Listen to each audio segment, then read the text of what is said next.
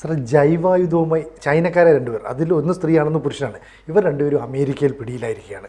അപ്പം വളരെ ഭീഷണി ഉയർത്തുന്ന ഒരു നീക്കം തന്നെ ആയിരിക്കില്ലേ ഇത്? അതെ,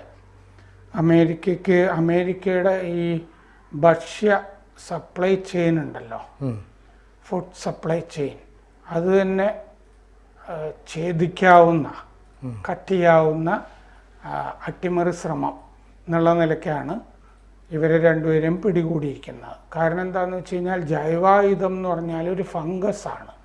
ഒരു ഫംഗസുമായിട്ടാണ് ഇതിൽ പുരുഷൻ വന്നിരിക്കുന്നത്, പുരുഷനും കാമുകിയും. അവർ മിഷിഗൻ യൂണിവേഴ്സിറ്റിയുടെ ലാബിൽ ജോലി ചെയ്യുന്ന യുവതിയാണ്. അവർ ചൈനക്കാരി തന്നെ, പാർട്ടി അംഗവുമാണ്, ചൈനീസ് കമ്മ്യൂണിസ്റ്റ് പാർട്ടിയിലെ അംഗവുമാണ്. അപ്പോൾ ഇയാൾ അവിടെ എത്തിയത് ഒരു ഫംഗസുമായിട്ടാണ്. ആ ഫംഗസ് ഗോതമ്പ്, ചോളം തുടങ്ങി നെല്ല് തുടങ്ങി ഉള്ള വിളകളില്ലേ, ഇതിനൊക്കെ രോഗം വരുത്തുന്ന, ഹെഡ് ബ്ലൈറ്റ് എന്ന് പറഞ്ഞിട്ട് ഈ കൂമ്പ് ചെയ്യുന്ന അസുഖം ഒക്കെ വരുത്തുന്ന ഫംഗസാണ് ഇയാൾ കൊണ്ടുവന്നിരിക്കുന്നത്. എന്നിട്ട് ഇയാൾ പറയുന്നത് ആ ഫംഗസ് ഈ മിഷിഗൻ യൂണിവേഴ്സിറ്റിയുടെ ലാബിൽ കാമുകി ഉണ്ടല്ലോ, അവിടെ കൂടുതൽ ഗവേഷണങ്ങൾ നടത്താം എന്നൊക്കെ വിചാരിച്ച് ഇയാൾ വന്നതാണ് എന്നാണ് കേസ്. എന്ന് പറഞ്ഞാൽ അമേരിക്കയുടെ വിളകളെയൊക്കെ നശിപ്പിക്കുക, അതായത് കാർഷിക ഭീകരത, അഗ്രികൾച്ചറൽ ടെററിസം എന്നാണ് FBI. നമ്മുടെ കാഷ് പട്ടേലാണല്ലോ അതിൻ്റെ ഡയറക്ടർ. അദ്ദേഹം ഒരു ഇത് കുറിപ്പ് ഇറക്കിയിട്ടുണ്ട്. അപ്പോൾ കാർഷിക ഭീകരതയായിരുന്നു ഉന്നം ചൈനയുടെ എന്നാണ് പറഞ്ഞിരിക്കുന്നത്. അപ്പോൾ ഗവേഷകർ, ഇവർ മറ്റേ ബെയ്ജിങ്ങിലും ഗവേഷകരൊക്കെയായി ജോലി ചെയ്തിട്ടുള്ള ആളുകളാണ്. ഇവർക്ക് ഈ പണി നന്നായിട്ട് അറിയുകയും ചെയ്യാം. അപ്പോൾ അപകടകരമായ ജൈവായുധം ആണ് ഇവർ കൊണ്ടുവന്നത്, കാർഷിക ഭീകര ആയുധം എന്നാണ് അമേരിക്ക പറയുന്നത്. ഫംഗസ്, അതിൻ്റെ മറ്റേ ടേം, മറ്റേ ശാസ്ത്രീയ നാമം ഫുസാറിയം ജെർമിനേറം എന്നാണ്. ഫുസേറിയം ജെർമിനേറം. ഈ ഫുസേറിയം എന്ന് പറയുന്നതാണ് ഒരുമാതിരി ഗോതമ്പ് ചെടികളെയൊക്കെ ബാധിക്കുന്ന ഫംഗസിന് തന്നെ പറയുന്നത് സാധാരണ ഫുസേറിയം എന്ന് തന്നെയാണ്. അപ്പോൾ വിളകളിൽ ഹെഡ് ബ്ലൈറ്റ് എന്ന് പറഞ്ഞ അസുഖം ഉണ്ടാവും. ഹെഡ് ബ്ലൈറ്റ് എന്ന് പറഞ്ഞ അസുഖം, കൊമ്പ് ചീയൽ എന്ന് നമുക്ക് വേണമെങ്കിൽ പറയാം. അത് ഫുസേറിയം എന്ന് പറഞ്ഞ ഫംഗസ് പൊതുവെ സാധാരണഗതിയിൽ തന്നെ ഉണ്ടാക്കുന്നതാണ്. ലോകമാകെ ഗോതമ്പ് ചെടിയെ ബാധിക്കുന്ന അത് ഈ ഫുസേറിയം എന്ന് പറഞ്ഞ ഫംഗസാണ്. വിള കുറയും, മെച്ചവും കുറയും.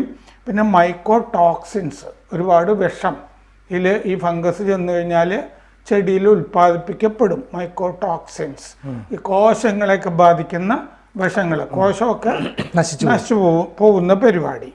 ഇത് കാറ്റ് വഴി, മഴ വഴി ഒക്കെ ഈ ഫംഗസ് പടരും. അപ്പോൾ കുറച്ച് സ്ഥലത്തൊക്കെ ഇത് പടർത്തി കഴിഞ്ഞാൽ പിന്നെ കാറ്റ് വഴിയും മഴ വഴിയും പടർന്നോളും. മൊത്തത്തിൽ അമേരിക്കയിലെ വിളകളെ ബാധിച്ചോളും. ചൂടും തണുപ്പും ഒക്കെ ഇത് പടർത്തും. 16 ഡിഗ്രി മുതൽ 30 ഡിഗ്രി വരെയുള്ള താപനിലയിൽ നന്നായിട്ട് ഇത് പടരും. അപ്പോൾ പിന്നെ തവിട്ട് നിറമൊക്കെ ആവും മൊത്തം ചെടി. അതിൻ്റെ സ്റ്റെമ്മില്ലേ, തണ്ട് അല്ലേ, തണ്ട്, ഇല, പിന്നെ ഗോതമ്പ് ഇങ്ങനെ ഉണ്ടായി വരില്ലേ, നെല്ല് ഉണ്ടായി വരുന്ന ആ കൊലയൊക്കെ, കൊല എന്നല്ലേ പറയുന്നത്, അതിനെയൊക്കെ ബാധിക്കും ഇത്. അപ്പോൾ ഓരോ വർഷവും ശതകോടിക്കണക്കിന്, ബില്യൺസ് നഷ്ടം ഈ ഹെഡ് ബ്ലൈറ്റ് വന്നാൽ തന്നെ പോകുന്നുണ്ട്. ഈ ഫംഗസ് ബാധയും കൂടി വന്നു കഴിഞ്ഞാൽ ഇവർ കൊണ്ടുവന്നത് അത് അമേരിക്കയ്ക്ക് വലിയ നാശമുണ്ടാക്കും. അപ്പോൾ FBI ഇതിൽ ഈ പുരുഷൻ്റെ പേര് ജിയാൻ യുൻകിങ്, സ്ത്രീയുടെ പേര് ജിയാൻ യുൻകിങ്, 33 വയസ്സ്. പുരുഷൻ്റെ പേര് ലിയു സുൻയോങ് എന്ന് പറഞ്ഞാൽ 34 വയസ്സ്. അപ്പോൾ ഇവരാണ് ഇതിൽ പ്രതികൾ. ജിയാൻ യുൻകിങ് 33 വയസ്സ്, ലിയു സുൻയോങ് 34 വയസ്സ്. അപ്പോൾ ഇതിൽ FBI പറയുന്നത് ഈ ലിയു ഗേൾ ഫ്രണ്ട് ജിയാനെ കാണാനായിട്ട് അവിടെ വന്നതാണ്. ഗേൾ ഫ്രണ്ട് ജിയാൻ, ലിയു പുരുഷൻ, ലിയു ഗേൾ ഫ്രണ്ട് ജിയാനെ കാണാനായിട്ട് 2024 ജൂലൈയിൽ വരുമ്പോൾ അയാളുടെ ബാക്ക് പാക്കിൽ ഈ ഫംഗസ് ഉണ്ടായിരുന്നു. എന്നിട്ട് ഈ ജിയാൻ കാമുകി പണിയെടുക്കുന്നത് യൂണിവേഴ്സിറ്റി ഓഫ് മിഷിഗണിലാണ്, മിഷിഗൺ സർവകലാശാലയിലെ ലാബിലാണ്. അപ്പോൾ ഈ ഫംഗസ് വെച്ചിട്ട് അവിടെ ഗവേഷണം നടത്തി കുഴപ്പങ്ങളൊക്കെ ഉണ്ടാക്കാം എന്നാണ് ഉദ്ദേശിച്ചിരുന്നത്. ഗോതമ്പ്, ബാർലി, ചോളം, നെല്ല് ഇതിനെയൊക്കെ ബാധിക്കും. ഗോതമ്പ്, ബാർലി, ചോളം, നെല്ല് ഏതാണ്ട് ഒരുപോലെയുള്ള വിളകളാണല്ലോ ഇത്. പിന്നെ ഈ ഭക്ഷ്യവസ്തുക്കൾ കഴിച്ചാൽ മനുഷ്യർ ഛർദ്ദിക്കും, കരളിനെ ബാധിക്കും. അപ്പോൾ അസുഖങ്ങളും വരും. പ്രത്യുൽപാദന ശേഷി ഉണ്ടല്ലോ അതിനെയും ബാധിക്കും. റീപ്രൊഡക്റ്റീവ് എബിലിറ്റിയെ, കപ്പാസിറ്റിയെ ഒക്കെ ബാധിക്കും. അപ്പോൾ പൊതു സുരക്ഷയ്ക്ക് ഭീഷണിയാണ് ഇവര് എന്ന് പറഞ്ഞ് ആ കേസും ഇവരുടെ കൂട്ടത്തിലുണ്ട്. ഈ ജിയാൻ എന്ന് പറഞ്ഞ ആ യുവതിക്ക് ചൈന സർക്കാരിൽ നിന്ന് ഫണ്ട് കിട്ടുന്നുണ്ട്. അവർ പാത്തോജൻസ് പഠിക്കാൻ, പാത്തോജൻസ് എന്ന് പറഞ്ഞു കഴിഞ്ഞാൽ ഈ കുഴപ്പം പിടിച്ച കീടങ്ങൾ ഇല്ലേ, ഫംഗസ്, പാത്തോജൻസ്, അപകടകാരികൾ എന്നാണല്ലോ അർത്ഥം. അങ്ങനത്തെ ഫംഗസുകൾ അതിനെപ്പറ്റി പഠിക്കാൻ അവർ പാർട്ടി അംഗമാണ്. അപ്പം വ്യാജ മൊഴിയാണ് ഇവർ കൊടുത്തിരിക്കുന്നത് എന്നുള്ളത് വ്യക്തമാണ്. ഗൂഢാലോചന നടത്തിയ കേസുണ്ട്, വിസ തട്ടിപ്പ് കേസും ഇവരുടെ പേരിലുണ്ട്. കന്നുകാലികളെയും ഇത് ബാധിക്കും എന്നും കണ്ടെത്തിയിട്ടുണ്ട്. American customs and border protection force അവരും FBI-യും കൂടിയാണ് ഇവരെ പിടികൂടിയത്. അപ്പോൾ ഈ ഫോറിൻ ആൻഡ് ഇക്കണോമിക് എസ്പിനാഷ് എന്ന് പറഞ്ഞ കേസ്, അതായത് വിദേശം സാമ്പത്തിക ചാരപ്രവർത്തനം, അതാണ്. പിന്നെ